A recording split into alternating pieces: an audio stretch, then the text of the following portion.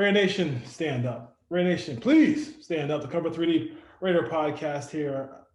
I'm Dwayne Douglas, podcasting on the beautiful shores of the Pacific Ocean. Monster Mash Ken out in Jersey.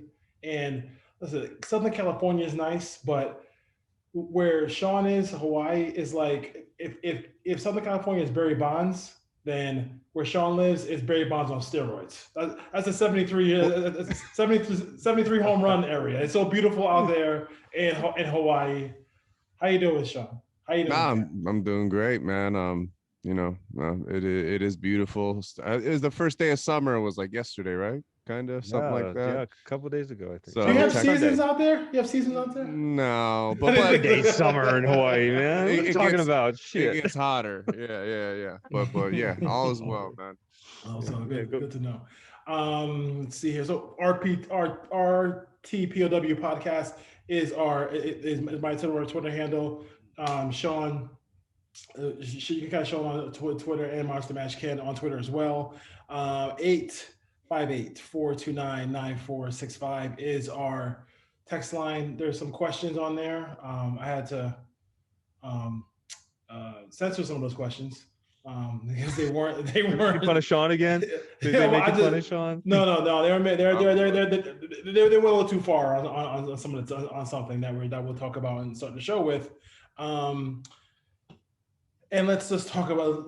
Let's just jump right into Carl Nassif. Carl Nassif comes out as he's the defensive end for the Raiders, and and we'll get into his play, or lack thereof, or whatever the story may be.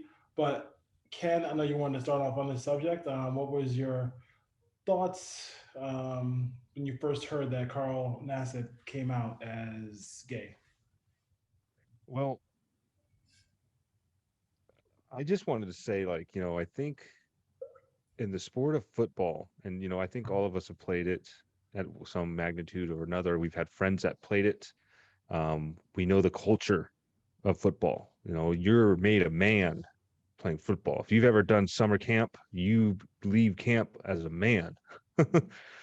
And you do stupid things, and your coaches are hardcore, man. They get in your face and they want you to be a certain way, and your parents want you to be a certain way, and you're expected to be a certain way. You got to hold yourself a different way. You set an example, especially in the South, or the states of Texas and all this, where high school football, and it's tradition, and you have to maintain this persona of perfection. And we live in a day and age where people have a voice and they're using it. They're using it through social media, and they're brave, and people are, are outing people for this and that. And I am not gay. I have several gay friends, and whatever preferences they have. And I can never imagine for a person to come to their parents who hold them in regard where they play football, and for them to come out and say, Dad, I am gay. Mom, I am gay. I like men, or I like women, or whatever it is. That has got to be one of the hardest things that anybody has to do, if that's really what it is, and they have to come to terms with that, and to look their parents in the eye and tell them that, and to have the fear that I may be disowned, I may lose all my friends, I may lose family, I may be, my family may be treated differently. To do all that, that is brave. Now, for this man, Carl Nassib, who was somebody that Raider Nation kind of just disowned because he did not have a productive year, and he was a crazy free agent signing that I didn't think he'd make the team. He may have just solidified himself on the team with this announcement, but that's neither here nor there. I gotta say, man, it's brave, especially in our fan base, who are assholes, man. The Raider Nation, we are a bunch of Crazy opinionated, group.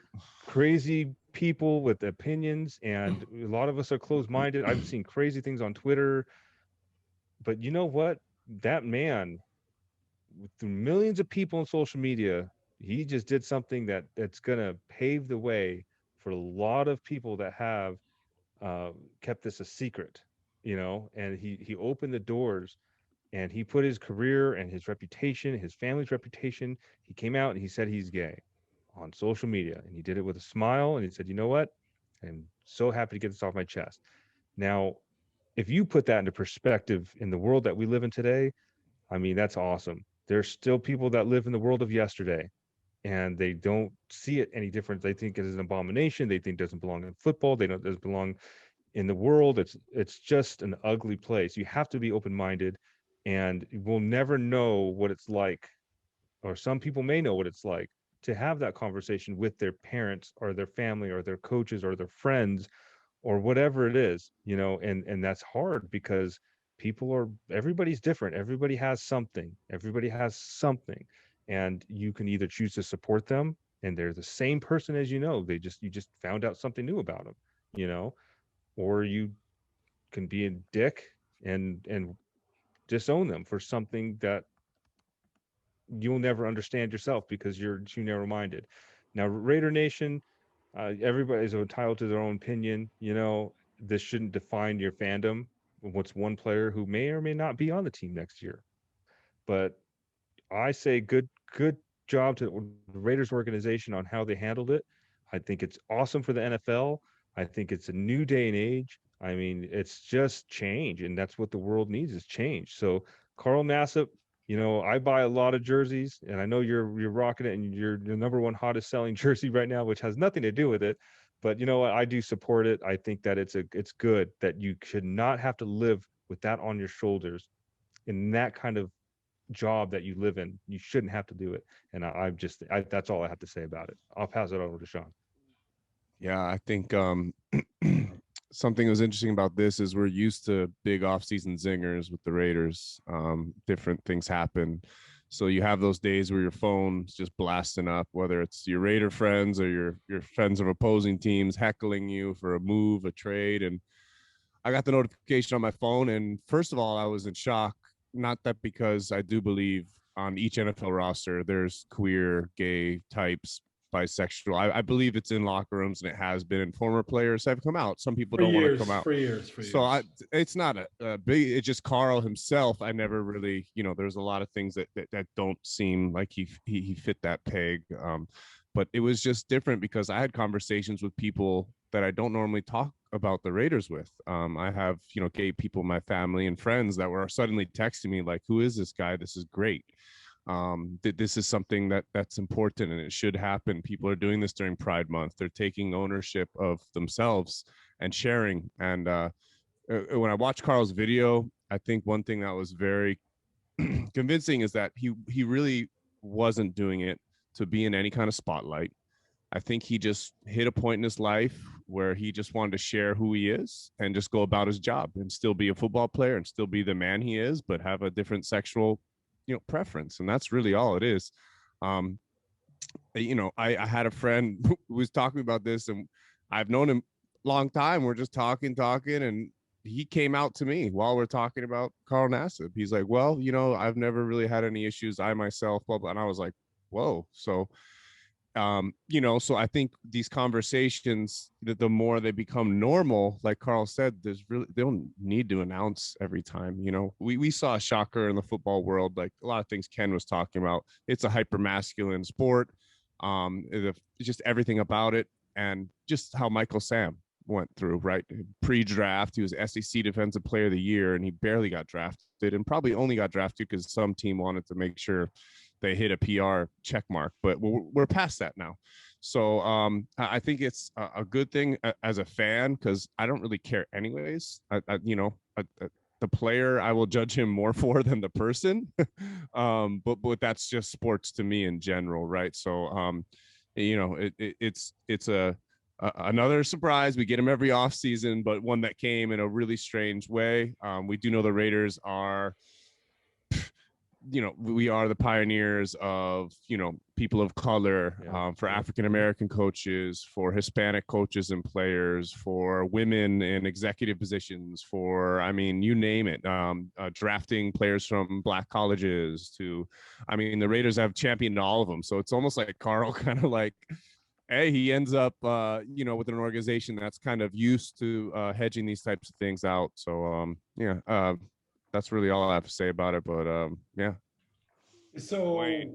So, um, for me, I think the point that Sean made is one that I kind of concur with. Is like I just don't care as far as like that part of it. I think we all strive for equality, and I think that's what when you're in a situation where you're striving for equality, you want to be judged not better or worse than your counterparts, just equally.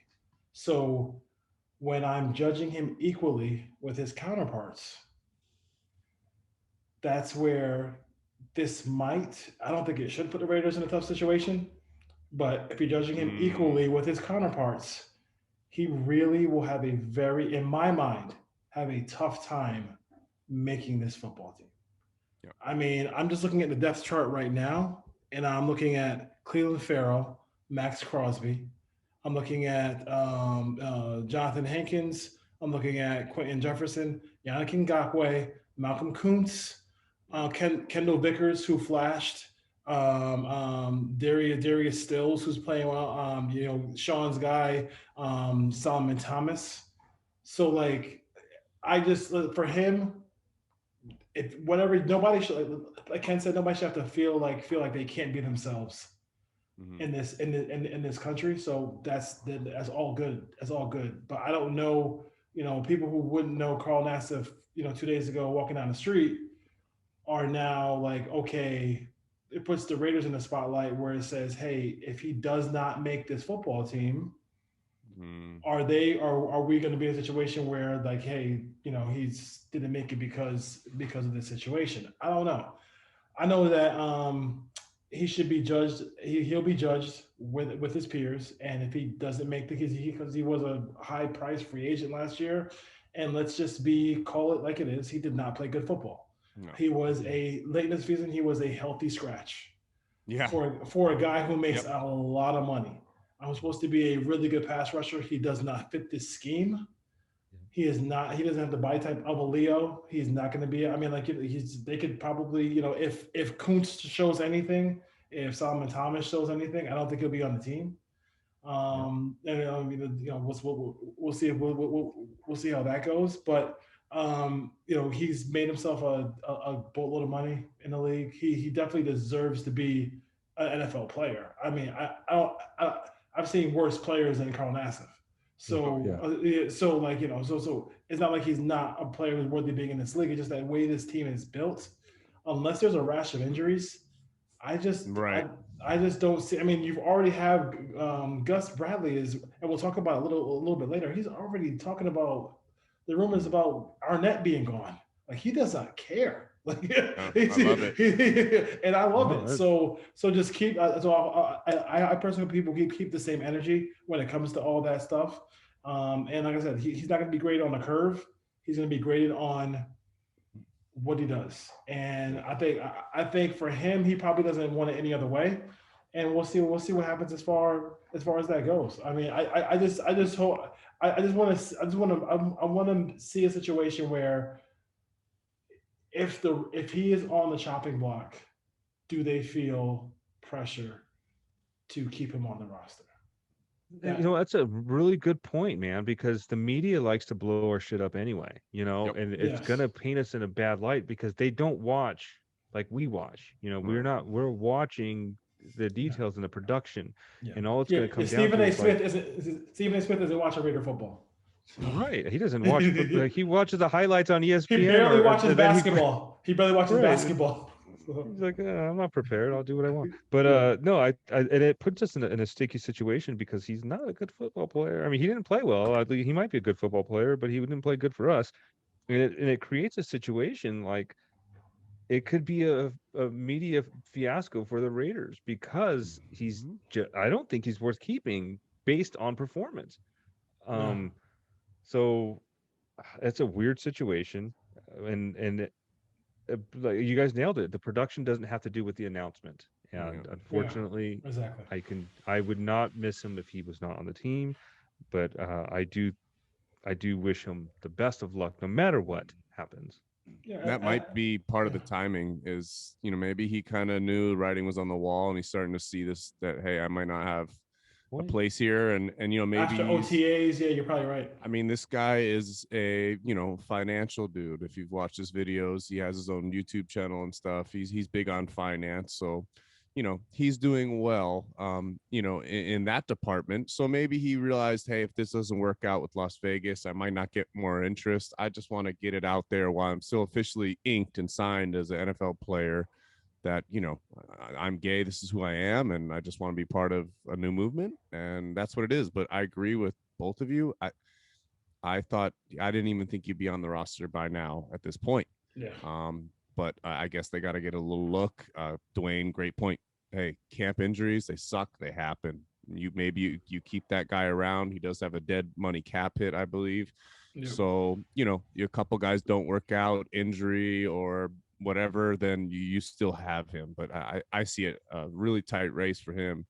But to his credit and to everyone's, I mean, the defensive line, I mean, the defense as a whole is a lot of unknowns, but the energy Gus Bradley's bringing, if you watch his press conferences, just like the Arnett thing, he's there to put his fingerprint on this team. And let's be honest, Carl Nassib was a Paul Gunther free agent signing, right? Gunther was the guy when they signed him. Okay. So how much weight does Gus have and bias at all?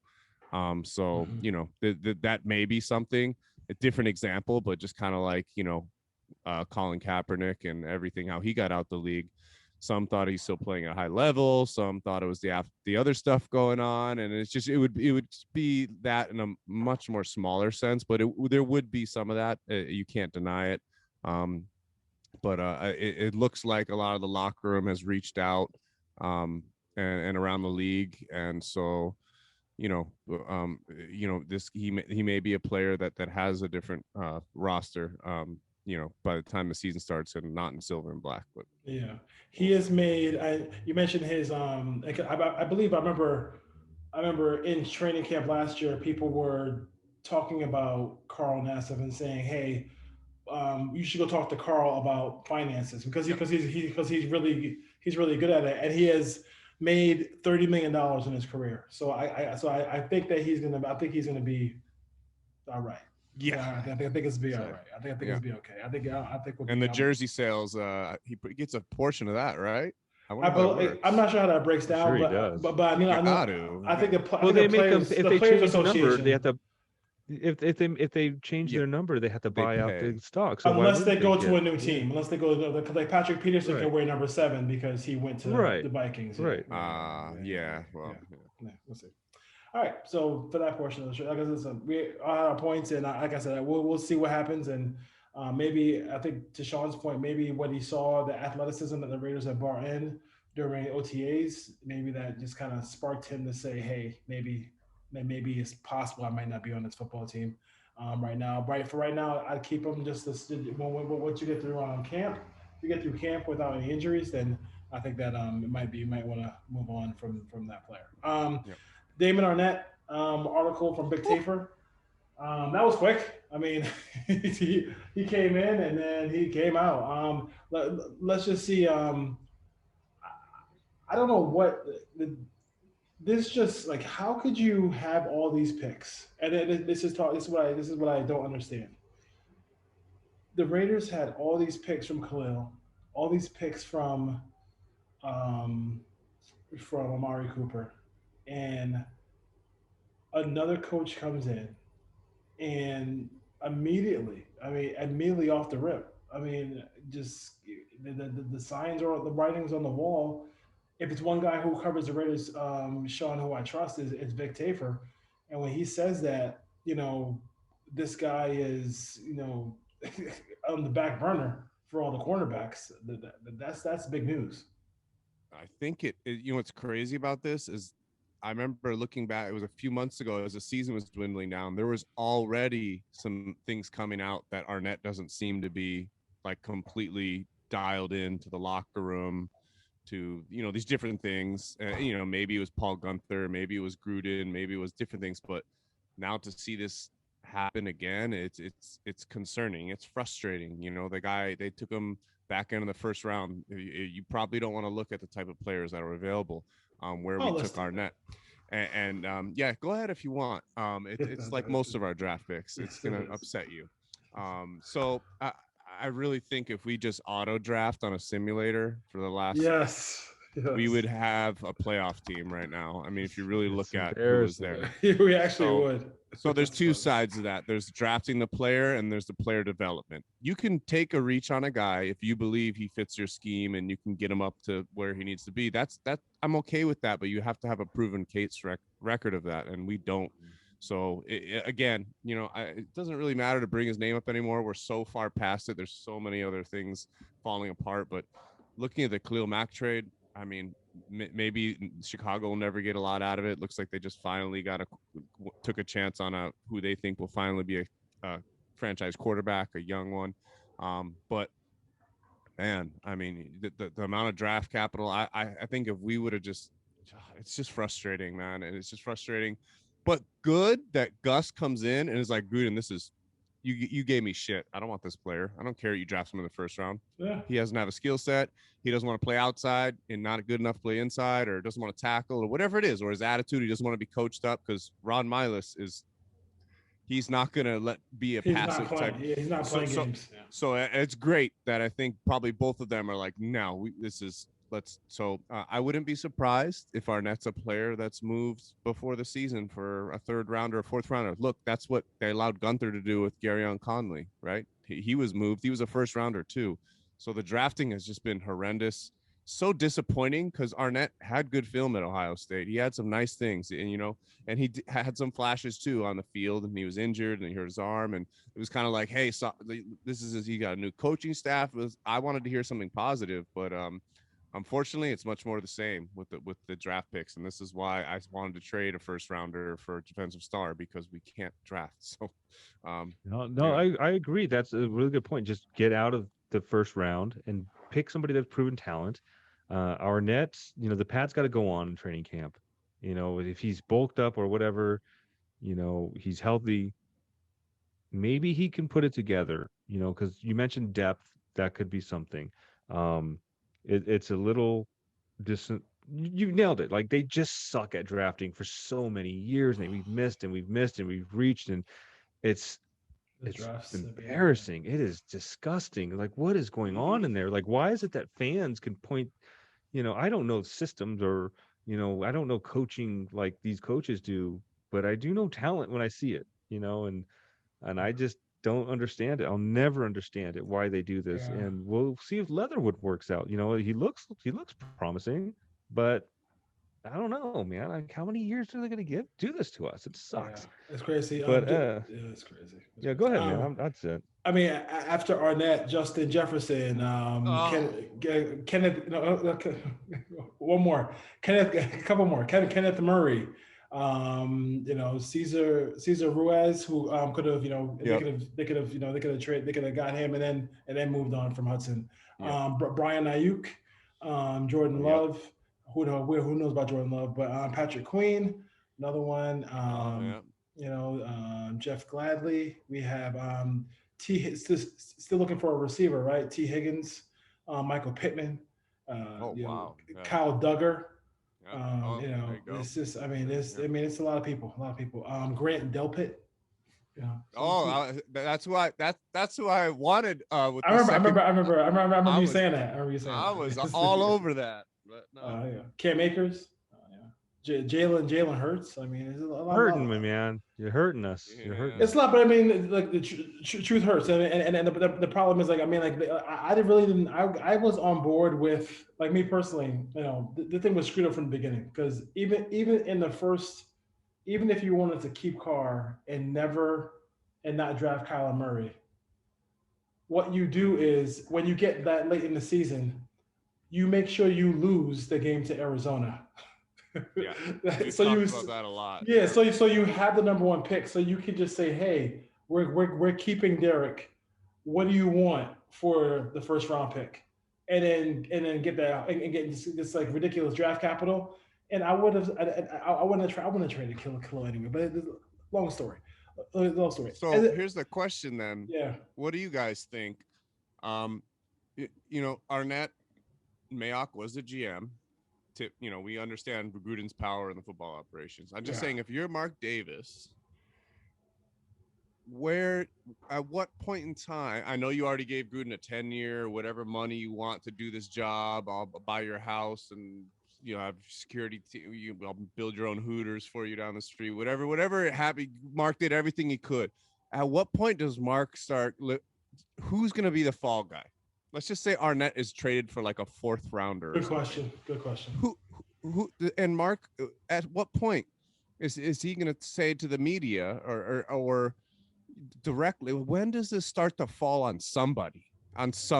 Like, there has to be a fall guy. It's just embarrassing because all this power, there's just no accountability. I mean, it's just another circus move.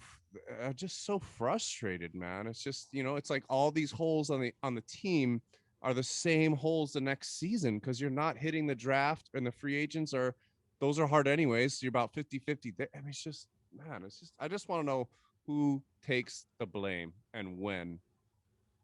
Yeah, it can only last for so long, and you can only start firing coaches for so many times, and it's embarrassing. It's got to be Mayock though, right? Because remember, Gruden joked around, oh, well, I got you 3 first-round picks and 2 that don't screw it up. I got you 5 first-rounders. But yeah, but he's not. But you say he says that, but we both know, all of us know, it's Gruden. That Mayock doesn't have the autonomy to just say, these are the guys I want to pick. Like, he doesn't have that power. He doesn't have that power. We basically had one GM in the last 60 years of Raiders football, and that was probably Reggie McKenzie. And you know what? Mark Davis went to his daddy's friends and said, who do I get? And they said, he's a former Raider. He was up and down, but he did draft probably the best quarterback we had since Gannon. He also drafted 2 guys who probably go in the Hall of Fame. Like I was just saying. Yes. I mean, he just those 2 guys are probably going to the Hall of Fame. Amari Cooper and Khalil Mack.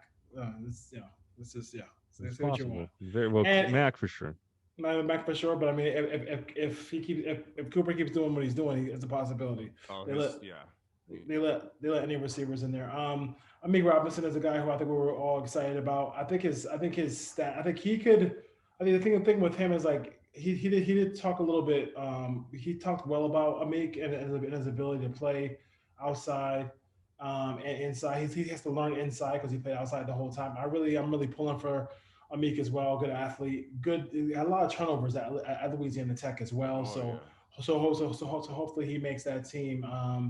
And listen, they brought in a lot of veterans. I mean, he's not playing around. So they brought in a lot of veterans. So they know what they need to do as far as getting that secondary where it needs to be. And I like the fact that he's not promising anybody any positions in the safety position. We think we know it's going to be Trey Mooring and Abram, but it might not be. It might not be. I like Abram to be. I like Joseph and Mooring to be at some sort of a tandem. Yeah. And then there we go. We're talking about drafting again. Abram was a first rounder, so but yeah, it's interesting. Yeah. It's tough. It's tough. But then again, you can say Joseph was a first rounder too. Carl Joseph, he was, yeah. And Gruden let him go, but brought him back. So because he couldn't, because Eric Harris couldn't figure it out. Yeah. because somehow some way somebody watched tape and said Eric Harris was better than Carl Joseph. Merrick was a first rounder. I mean, I don't see how it's just weird that he slipped to the second, which is great for us. But Merrick he was the best safety in the draft. I mean, I thought at least. I'm excited about it. I'm excited, and that can go right into our next segment here. 2 rookies that we're kind of excited about going to see. I'll let you guys start off. Who's your 2 rookies that you just can't wait to see hit the field?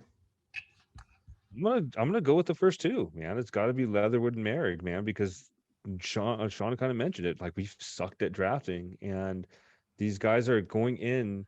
Well, Leatherwood is being called the starting right tackle. That's not an easy position. He's got to go in there. He looks like he plays the part. He's big, he's fast, he's strong.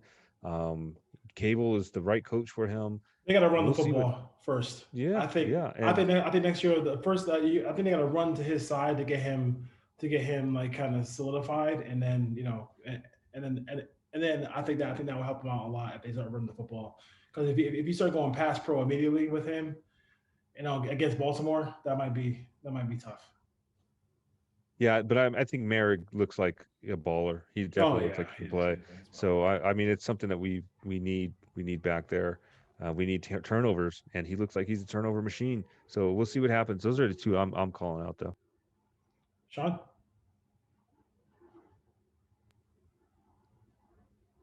Left for a second. So I'll come back. I'll throw mine out real quick. The two guys, it's two guys who I'm interested to see what Tyreek Gillespie, what happens there, because I think he's a guy who they can't stop talking about Tyreek Gillespie, and they can't stop talking about Nate Hobbs. Anyway, I'm a big The Natural fan. I love that movie. And I want to get a jersey that says Hobbs on it. You know what I'm saying? That's my boy, Ray Hobbs. Yeah, The Raiders have desperately needed a guy to come into the slot and play the slot well. And Nate Hobbs is a willing tackler. Just really just a physical presence there. And I think they're gonna do everything they can to try to get him some playing time there. And they're during the preseason, and then because we're actually going to have one this year, and Tyree Gillespie is probably a guy who I'm definitely excited about as far as that goes. So listen, Leatherwood and Morey look like they're going to be starters. No, not even a question about it. I mean, they're going to be ready to go. But I think I'm less worried about. I'm kind of not worried about Leatherwood. Played against really good competition. yeah. I mean, big school. He has one of the best coaches in all of football. Playing being his offensive line coach. I think I'm really good as far as Kuntz that is another goes. name. Kuntz is another name there. I mean, we'll see. Yeah, I just don't know. It's going to be more situational, I think. In package deals or whatever. Rookie year, yeah, definitely. Yeah, but I think out of all of them, though, I think Merrick is the penciled in one. I like the Gillespie pick too, and Hobbs definitely looks like somebody that can play, but Gillespie and Merrick are the ones that I think